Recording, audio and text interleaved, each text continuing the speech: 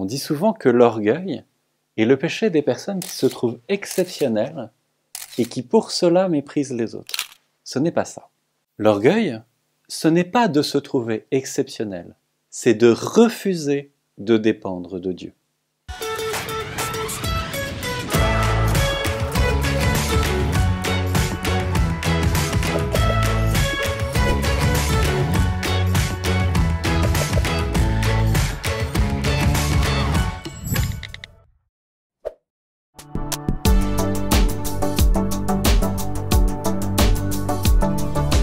Dans la Genèse, quand Dieu crée le monde, le texte dit chaque jour « Dieu vit que cela était bon ». Mais quand il arrive à la création de l'homme et de la femme, le texte change. Et le texte dit « Dieu vit que cela était très bon ». Tout homme, toute femme, par le simple fait qu'elle est créée par Dieu, est très bon, est exceptionnel, est un chef-d'œuvre. Dieu veut que nous sachions que à ses yeux nous sommes exceptionnels.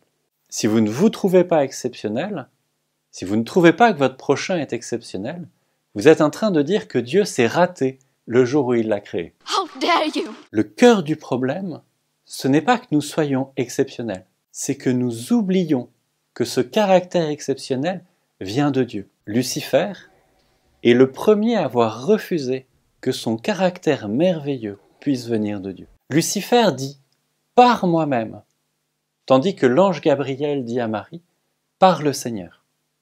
L'orgueilleux a oublié que seul Dieu a les moyens de rendre possible ce projet d'amour. Il a oublié que Dieu a tant aimé le monde qu'il a donné son Fils pour nous sauver. Le salut, c'est aussi un sauvetage de chef-d'œuvre en péril. Ainsi, quand Pierre dit qu'il mourrait par amour de Jésus, il oublie que seul Dieu peut lui donner la force de donner sa vie par amour pour lui. Plus tard, grâce à Dieu, il aura la force de donner sa vie par amour de Jésus.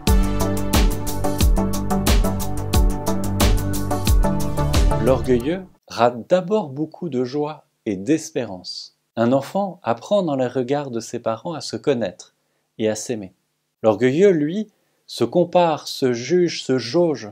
Il est tout le temps inquiet parce qu'il cherche en lui-même sa propre valeur. Un fils de Dieu se sait aimé et chéri par le Père.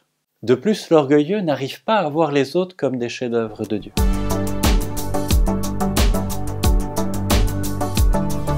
Imaginez le David de Michel-Ange couvert de boue. Toute la boue du monde ne peut pas changer la qualité artistique de cette œuvre. Pas plus que le péché n'a le pouvoir d'altérer en moi ma dignité de fils de Dieu. Le sacrement du baptême, le sacrement de la confession peuvent me restaurer dans ma dignité de fils de Dieu.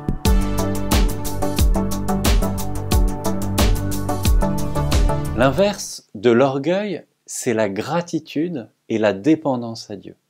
J'ai raison de suivre le Christ parce qu'il a le moyen de faire de moi un grand saint.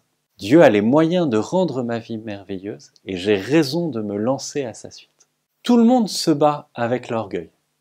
La bonne nouvelle pour nous, c'est que c'est aussi le péché le plus simple à combattre. Dès que je me reconnais pauvre devant Dieu, Dieu me donne sa force. C'est la réalisation de la béatitude « Heureux les pauvres de cœur, le royaume des cieux est à eux ». Quand je me laisse aider et aimer par le Christ, tous les autres péchés deviennent faibles, car il est là lui-même pour combattre avec moi. Il me suffit d'être un pauvre de cœur et de savoir que le Christ m'a aimé jusqu'à donner sa vie par amour pour moi, pour rentrer dans le royaume de Dieu, pour me savoir aimé et libéré par la puissance de l'amour de Dieu.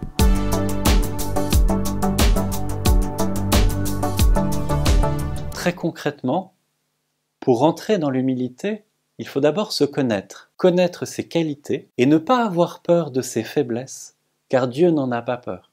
Il nous aime et il nous connaît. Ensuite, il faut fréquenter la messe, la louange, en tout cas remercier le Seigneur, car c'est des lieux où j'accueille sa joie et son espérance. Je vis alors dans une sécurité profonde, car je sais qui est Dieu pour moi et qui je suis pour lui.